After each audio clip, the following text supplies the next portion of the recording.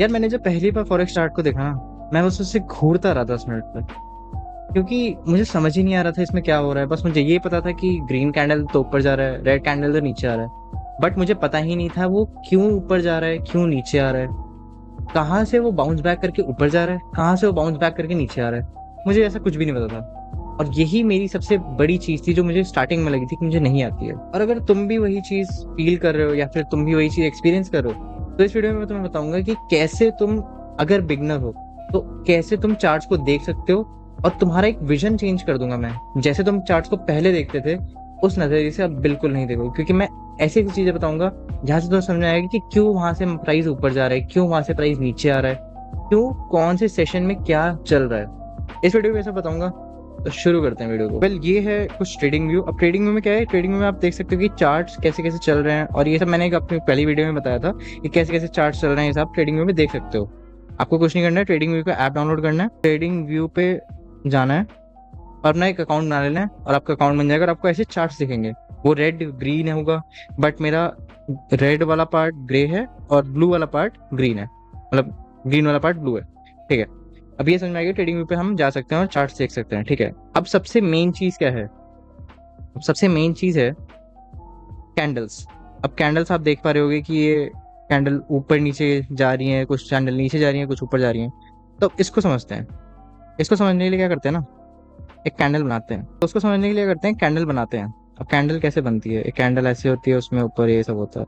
अब क्या है, ये होता है body, body of the candle. और ये ये दोनों बनती हैं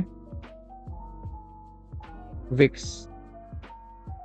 अब ये क्या क्या बताती हैं आपको, क्योंकि कैंडल जब तक आपको समझ नहीं आएगा क्या क्या बोल रही हैं आपको, तब तक आप मार्केट में कुछ भी कर लो, आपको समझ ही नहीं आएगा मार्केट में मूव कैसे चल रहा है। तो समझते हैं कैंडल बनती कैसे है। सपोज ये स्टार्टिंग पॉइंट है, और यहाँ से कैंडल ऊपर जा रही है, ऊपर जा रही है, ऊपर जा रही है, और यहाँ क्लोज हो गई। तो एक कैंडल बनेगी ऐसे। ये होगा स्टार्टिंग, ये होगा एंडिंग, और ये होगी बॉडी ऑफ द कैंडल। ठीक है, अब सपोज एक कैंडल गई, कैंडल ऐसे से गई, और पहले जब कैंडल बनी थी, सपोज कैंडल यहाँ तक गई, यहाँ तक गई, बट कैंडल यहाँ से वापस नीचे आ गई। अब नीचे आ गई और उसने यहाँ पर क्लोज करा है, यहाँ स्टार्ट करा है, ऊपर जा रही थी, और यहाँ पर ऊपर यहाँ तक गई, फिर बाद में नीचे आई, यहाँ पर क्लोज करा है। तो ये हो गया कुछ ऐसे, एग्जैक्टली ऐसे बनेगा ये। और ये बनता है विक। अब विक क्या बताता है? विक बताता है कितना हाईएस्ट गई थी कैंडल, बट वो वहां पर क्लोज नहीं कर पाई। और लो वाली विक बताती है, अगर ये बन रहा है कि इतना लोएस्ट गई थी, बट यहाँ पर वो सस्टेन नहीं कर पाया और वो ऊपर क्लोज हुई है। और ऊपर वाली बताती है कि कितना अप गई थी। अब एक कैंडल आती है जिसमें ऐसे होता है, तो पहले वो नीचे भी गई होगी, फिर वो ऊपर गई, फिर वो ऊपर गई, पर वो क्लोज यहाँ पर करके गई। तो ये बताता है कितना हाई गई, कितना लो गई, अकॉर्डिंग टू विक। अब ये होता है कैंडल को समझने का तरीका। अब इसमें आपको बहुत सारे कैंडल स्टिक पैटर्न्स मिल सकते हैं, जैसे एंगल्फिंग, मॉर्निंग स्टार और हैमर।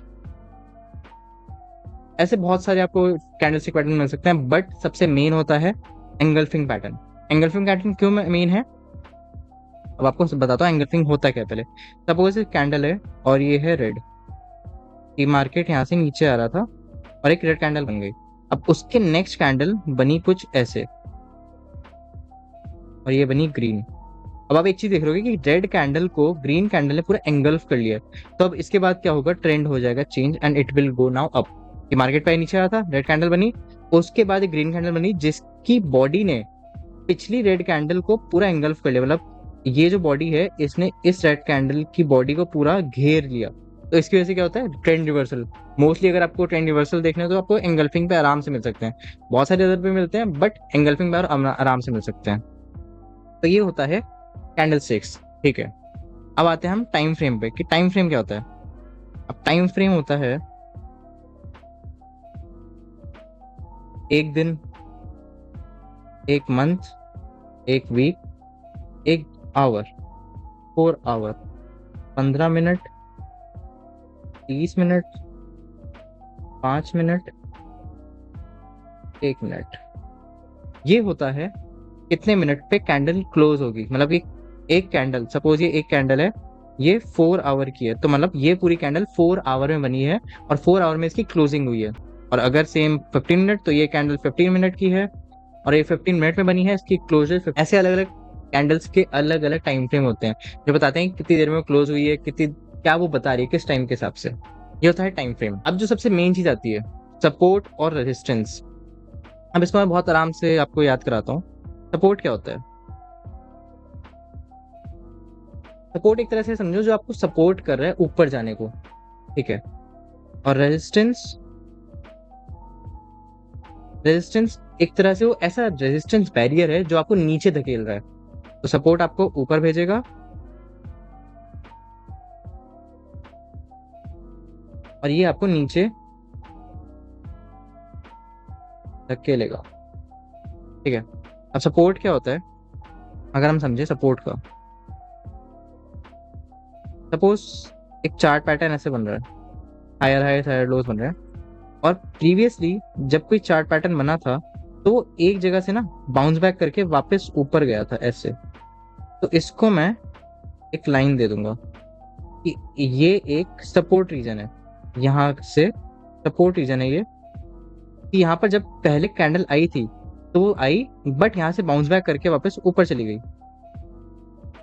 सेम जब कैंडल यहाँ पर आई है तो अब यहाँ से चांसेस हैं कि मार्केट वापस ऊपर जाएगा, क्योंकि प्रीवियसली ऐसा हुआ कि जब मार्केट आया था नीचे तो वो वहां से बाउंस बैक करके ऊपर गया था। तब नेक्स्ट टाइम जब आएगा तो वहां से ऊपर जाएगा, वो होता है support. Same for resistance case,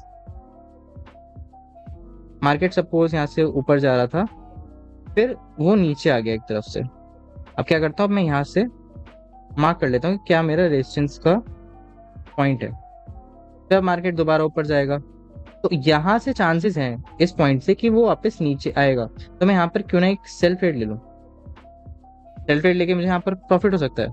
यहाँ से नीचे जाएगा, नीचे आएगा, वापस आ जाएगा। अब मैं आपको इसे चार्ट पे दिखाता हूँ। अब देखो, ये कल की है चार्ट। यहाँ पर देखो कितना अच्छा मूव आया ये। अभी हम 1 आवर पे हैं। तो अगर आप कल देखोगे तो यहाँ से मार्केट, इस पॉइंट से मार्केट नीचे गिर गया। ये देखो कितना अच्छा फॉल रहा है। क्यों? अब मैं आपको इसके पीछे रीजन बताता हूँ। रीजन बताऊंगा तभी आपको समझ में आएगा ऐसा क्यों हुआ। तो अगर आप देखोगे तो यहाँ से इस पॉइंट पे एक रेजिस्टेंस था। मार्केट जब नीचे आ रहा था तब, मार्केट जब यहाँ से नीचे आ रहा था तब उसके बाद वो यहाँ पर आया, उसने यहाँ पर सस्टेन नहीं करा, वापस नीचे चला गया। मार्केट दोबारा ऊपर गया, यहाँ पर वापस टच करा और देखो कितना अच्छा डाउन मूव आया। ये होता है सपोर्ट और रेजिस्टेंस। ये रेजिस्टेंस का मैंने आपको बताया कि कैसे मार्केट पहले ऊपर आया था, फिर नीचे गया, फिर वापस जब उसी पॉइंट पे दोबारा आया वहीं से मार्केट गिरा। ये रेजिस्टेंस का काम होता है। अब मैं आपको एक सपोर्ट का दिखाता हूँ। तो सपोर्ट का हम यहाँ से देखते हैं। अब आप देखो, यहाँ पर मार्केट ऊपर गया, यहाँ पर मार्केट ऊपर गया, यहाँ पर मार्केट गया, यहाँ पर गया, ठीक है। अब क्यों ना हम इस पे एक सपोर्ट बनाए, इससे हमें समझ में आए। तो मार्केट यहाँ से, अगर आप इसका प्रीवियसली देखोगे तो मार्केट यहाँ से नीचे आया था, नीचे आया था, फिर जब वो यहाँ तक आया तो यहाँ पर वो बाउंस बैक करा। देखो कितनी अच्छी एक कैंडल बनी है। फिर मार्केट यहाँ से वापस नीचे आया, फिर से वो बाउंस बैक करके कितनी अच्छी कैंडल बनी है। अब क्यों ना मैं यहाँ पर एक सपोर्ट बनाऊं। उससे क्या होगा कि जब मार्केट दोबारा आएगा, तो मार्केट जब दोबारा आएगा तो वहां से मैं एक बाय ट्रेड ले लूंगा। ये मैं सपोर्ट रीजन में आता हूँ, ये मेरा सपोर्ट बताता है कि अब नेक्स्ट मूव में क्या हुआ। नेक्स्ट मूव में मार्केट ऊपर जा रहा था, ऊपर जा रहा था, ऊपर जा रहा था, फिर वो नीचे आया। सेम पॉइंट पे जब मार्केट यहाँ पर दोबारा आया तो मार्केट यहाँ से वापस ऊपर चला गया। अब एक और बार करके देख लेते हैं। सेम पॉइंट पे यहाँ पर मार्केट टचिंग ली, वहां से वापस ऊपर, और नेक्स्ट मूव में मार्केट इतना गैप अप भी खुला है। ये होता है सपोर्ट और रेजिस्टेंस जानना। अब सेम बहुत सारी चीजें होती है इसमें। तो ये था कैंडल स्टिक्स या फिर सपोर्ट रेजिस्टेंस का बताना। क्यों ये जरूरी था? जरूरी से था कि कहाँ से मार्केट मूव कर सकता है नेक्स्ट, कहाँ से मार्केट अप जा सकता है, कहाँ से मार्केट डाउन जा सकता है, ये सब बताना आपको। अगर आप इसी नजरिए से देखोगे तो आप चार्ट को वैसे नहीं देखोगे आप पहले देख रहे थे। इसलिए that's all for the video. If you like the video, subscribe to our channel. I will see you in the next one.